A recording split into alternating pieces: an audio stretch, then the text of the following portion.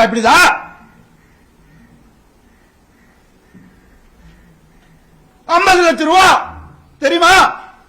2 பேர் school fees. எத்தனை வருஷம் நான் கட்டி பார்த்துட்டு இருக்கேன். அவங்களுக்கு நல்ல லைஃப் கிடைக்கணும்னு.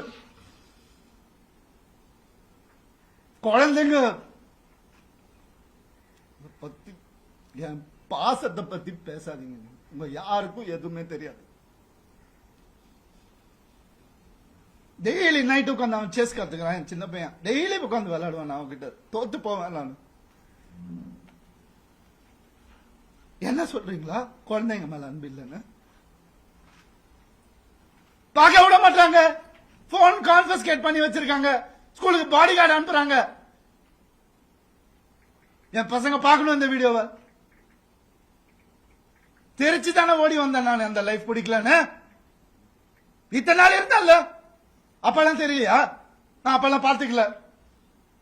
எவ்வளவு கோடியில வீடு என்ன கேளுங்க போய் வெளியில. ஈசிஆரே சொல்லும். யாருக்காக? எல்லாம் அவங்களுக்காக தான் நான் பண்ண. இருக்கும் போது பாத்துக்க முடியலன்னா இல்லாதப்ப மூடிட்டு இருக்கணும். ஒரு குழு அமைச்சு இவங்களை இப்படி காசு கொடுத்து இவங்களா அப்படி எனக்கு தெரியாத அதெல்லாம் பண்றதுக்கு பிறந்து வளர்ந்தவன் சொல்லி கொடுத்ததே நான் தான். ஏன் தெரியுமா? நான் திரும்பி வந்தேன் 6 மாசம் நான் காணாம போயிருந்தேன். வேணாங்க.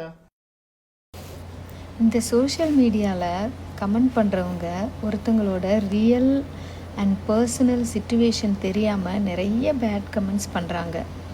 இன்கேஸை அவங்க நிஜமாகவே ஒரு கவலையில் இருந்தாங்க அப்படின்னா அது அவங்கள இன்னுமே அதிகமான டிப்ரெஷனுக்கு உள்ளாக்கிரும். நீங்கள் உதவி பண்ணாட்டாலும் பரவாயில்ல, பேட் கமெண்ட்ஸ் பண்ணி உபத்திரம் பண்ணாதீங்க, சரிங்களா?